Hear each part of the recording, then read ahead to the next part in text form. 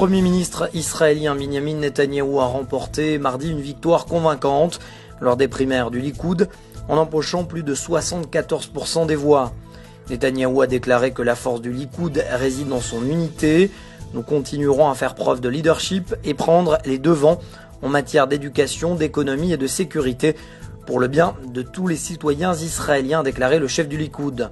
Son principal rival, Moshe Feiglin, a quant à lui obtenu plus de 20% des voix. Nous avons fait quelque chose qui était presque impossible, a-t-il déclaré. La Ligue arabe et les puissances occidentales ont réaffirmé devant le Conseil de sécurité des Nations Unies leur intention d'éviter toute intervention militaire en Syrie. La Russie et la Chine se sont vivement opposées au projet de résolution élaboré par la Ligue arabe, estimant qu'elle pouvait mener à une opération semblable à celle organisée par les troupes de l'OTAN en Libye. Moscou et Pékin ont également utilisé leur droit de veto pour contrer une résolution qui visait à condamner le président syrien Bachar al-Assad pour violation des droits de l'homme.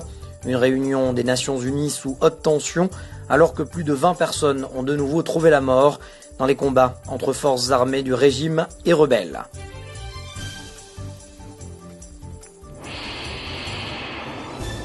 Le secrétaire général des Nations Unies, Ban Ki-moon, est actuellement en visite au Proche-Orient.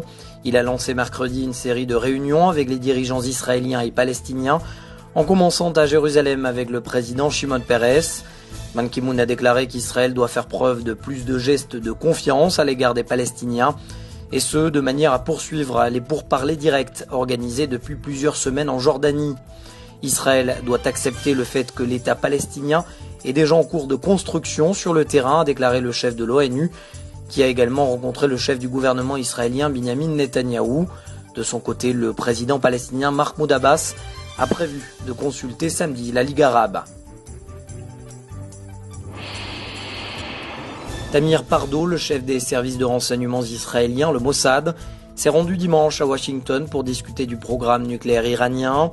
Selon la deuxième chaîne de télévision israélienne, ce type de visite est habituellement classé top secret, mais l'information aurait été divulguée accidentellement par la présidente de la commission du renseignement du Sénat américain, la démocrate Dianne Feinstein.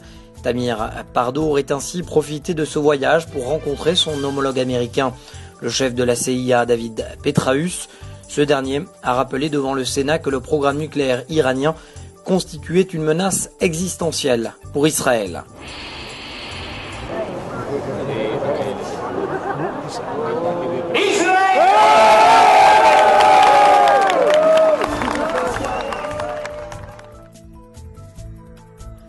Israël, nouveau roi du pain, c'est du moins ce qu'ont estimé les membres du jury de la Coupe internationale du pain, organisée la semaine dernière à Rimini Fira, en Italie.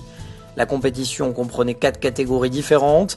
Les équipes israéliennes ont ainsi remporté 2 d'entre elles.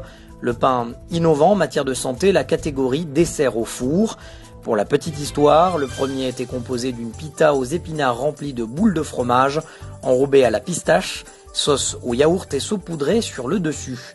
Jackie Cantor, l'entraîneur de l'équipe à la médaille d'or, se dit très fier de la réussite israélienne et de la qualité de ses chefs opposés aux meilleurs chefs européens.